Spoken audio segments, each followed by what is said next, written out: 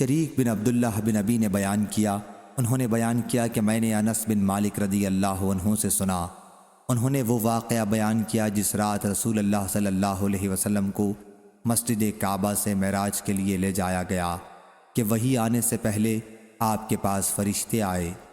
حضرت صلی اللہ علیہ وسلم مسجد حرام میں سوئے ہوئے تھے۔ ان میں سے ایک نے پوچھا کہ وہ کون ہیں؟ دوسرے نے جواب دیا کہ وہ ان میں سب سے بہتر ہیں۔ تیسرے نے کہا کہ ان میں جو سب سے بہتر ہیں انہیں لے لو۔ اس رات کو بس اتنا ہی واقعہ پیش آیا، اور حضرت صلی اللہ علیہ وسلم نے اس کے بعد انہیں نہیں دیکھا یہاں تک کہ وہ دوسری رات آئے، جبکہ آپ کا دل دیکھ رہا تھا اور آپ کی آنکھیں سو رہی تھیں، لیکن دل نہیں سو رہا تھا۔ انبیاء کا یہی حال ہوتا ہے، ان کی آنکھیں سوتی ہیں لیکن ان کے دل نہیں سوتے۔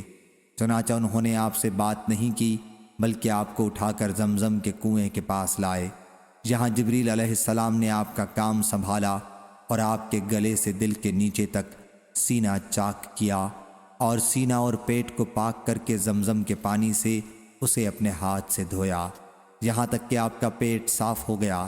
پھر آپ کے پاس سونے کا طشت لایا گیا، جس میں سونے کا ایک برتن ایمان و حکمت سے بھرا ہوا تھا۔ اس سے آپ کے سینے اور حلق کی رگوں کو سیا اور اسے برابر کر دیا۔ پھر آپ کو لے کر آسمان دنیا پر چڑھے اور اس کے دروازوں میں سے ایک دروازے پر دستک دی۔ آسمان والوں نے ان سے پوچھا آپ کون ہیں؟ انہوں نے کہا جبریل علیہ السلام۔ انہوں نے پوچھا اور آپ کے ساتھ کون ہے؟ جواب دیا کہ میرے ساتھ محمد صلی اللہ علیہ وسلم ہیں۔ پوچھا کیا انہیں بلایا گیا ہے؟ جواب دیا کہ ہاں۔ آسمان والوں نے کہا خوب، اچھے آئے اور اپنے ہی لوگوں میں آئے۔ آسمان والے اس سے خوش ہوئے۔ ان میں سے کسی کو معلوم نہیں ہوتا کہ اللہ تعالیٰ زمین میں کیا کرنا چاہتا ہے جب تک وہ انہیں بتا نہ دے۔ حضرت صلی اللہ علیہ وسلم نے آسمان دنیا پر آدم علیہ السلام کو پایا۔ جبریل علیہ السلام نے آپ سے کہا کہ یہ آپ کے بزرگ ترین دادا آدم ہیں، آپ انہیں سلام کیجئے۔ آدم علیہ السلام نے سلام کا جواب دیا، کہا کہ خوب، اچھے آئے اور اپنے ہی لوگوں میں آئے ہو، مبارک ہو اپنے بیٹے کو، آپ کیا ہی اچھے بیٹے ہیں۔ آپ نے آسمان دنیا میں 2 نہریں دیکھیں جو بہہ رہی تھیں۔ پوچھا اے جبریل علیہ السلام یہ نہریں کیسی ہیں؟ جبریل علیہ السلام نے جواب دیا کہ یہ نیل اور فرات کا منبع ہے۔ پھر آپ آسمان پر اور چلے تو دیکھا کہ ایک دوسری نہر ہے جس کے اوپر موتی اور زبرجد کا محل ہے۔ اس پر اپنا ہاتھ مارا تو وہ مشک ہے۔ پوچھا جبریل علیہ السلام یہ کیا ہے؟ جواب دیا کہ یہ کوثر ہے جسے اللہ نے آپ کے لیے محفوظ رکھا ہے۔ پھر آپ دوسرے آسمان پر چڑھے۔ فرشتوں نے یہاں بھی وہی سوال کیا جو پہلے آسمان پر کیا تھا، کون ہیں؟ کہا جبریل علیہ السلام۔ پوچھا آپ کے ساتھ کون ہیں؟ کہا محمد صلی اللہ علیہ وسلم۔ پوچھا کیا انہیں بلایا گیا ہے؟ انہوں نے کہا کہ ہاں۔ فرشتے بولے انہیں مرحبا اور بشارت ہو۔ پھر آپ کو لے کر تیسرے آسمان پر چڑھے اور یہاں بھی وہی سوال کیا جو پہلے اور دوسرے آسمان پر کیا تھا۔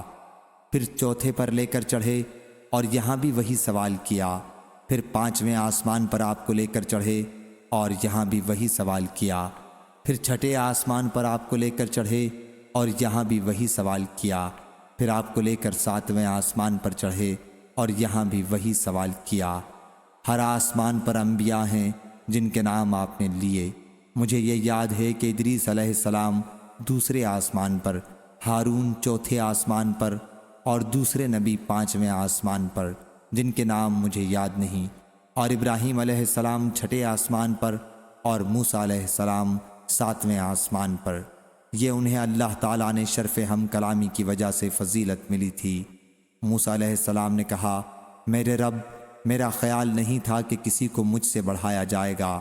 پھر جبریل علیہ السلام انہیں لے کر اس سے بھی اوپر گئے جس کا علم اللہ کے سوا اور کسی کو نہیں، یہاں تک کہ آپ کو سدرۃ المنتہا پر لے کر آئے اور رب العزت تبارک و تعالی قریب ہوئے، اور اتنے قریب جیسے کمان کے دونوں کنارے یا اس سے بھی قریب۔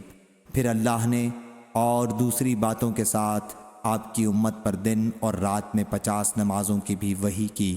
پھر آپ اترے اور جب موسیٰ علیہ السلام کے پاس پہنچے تو انہوں نے آپ کو روک لیا اور پوچھا اے محمد صلی اللہ علیہ وسلم آپ کے رب نے آپ سے کیا عہد لیا ہے؟ فرمایا کہ میرے رب نے مجھ سے دن اور رات میں 50 نمازوں کا عہد لیا ہے۔ موسیٰ علیہ السلام نے فرمایا کہ آپ کی امت میں اس کی طاقت نہیں، واپس جائیے اور اپنی امت کی طرف سے کمی کی درخواست کیجیے۔ چنانچہ حضرت صلی اللہ علیہ وسلم جبریل علیہ السلام کی طرف متوجہ ہوئے اور انہوں نے بھی اشارہ کیا کہ ہاں اگر چاہیں تو بہتر ہے۔ چنانچہ آپ پھر انہیں لے کر اللہ تعالیٰ کی بارگاہ میں حاضر ہوئے اور اپنے مقام پر کھڑے ہو کر عرض کیا، اے رب ہم سے کمی کر دے کیونکہ میری امت اس کی طاقت نہیں رکھتی۔ چنانچہ اللہ تعالیٰ نے 10 نمازوں کی کمی کر دی۔ پھر آپ موسیٰ علیہ السلام کے پاس آئے تو انہوں نے آپ کو روکا۔ موسیٰ علیہ السلام آپ صلی اللہ علیہ وسلم کو اسی طرح برابر اللہ رب العزت کے پاس واپس کرتے رہے یہاں تک کہ 5 نمازیں ہو گئیں۔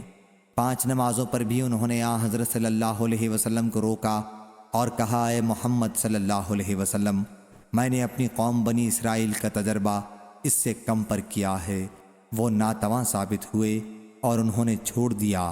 آپ کی امت تو جسم، دل، بدن، نظر اور کان ہر اعتبار سے کمزور ہے۔ آپ واپس جائیے اور اللہ رب العزت اس میں بھی کمی کر دے گا۔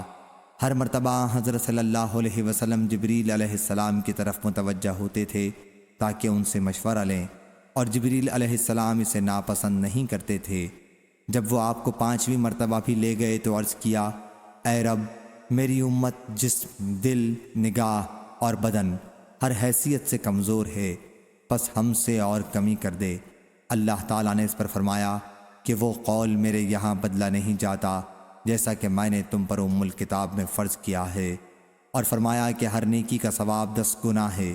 پس یہ الکتاب میں 50 نمازیں ہیں لیکن تم پر فرض 5 ہی ہے۔ چنانچہ آپ موسیٰ علیہ السلام کے پاس واپس آئے اور انہوں نے پوچھا، کیا ہوا؟ آپ نے کہا کہ ہم سے یہ تخفیف کی کہ ہر نیکی کے بدلے 10 کا ثواب ملے گا۔ موسیٰ علیہ السلام نے کہا کہ میں نے بنی اسرائیل کو اس سے کم پر آزمایا ہے اور انہوں نے چھوڑ دیا، پس آپ واپس جائیے اور مزید کمی کرائیے۔ حضرت صلی اللہ علیہ وسلم نے اس پر کہا، اے موسیٰ واللہ مجھے اپنے رب سے اب شرم آتی ہے کیونکہ بار بار جا چکا ہوں۔ انہوں نے کہا کہ پھر اللہ کا نام لے کر اتر جاؤ۔ پھر جب آپ بیدار ہوئے تو مسجد حرام میں تھے کہ جاگ اٹھے۔ جاگ اٹھنے سے یہ مراد ہے کہ وہ حالت معراج کی جاتی رہی اور آپ اپنی حالت میں آ گئے۔ صحیح بخاری حدیث نمبر 7517۔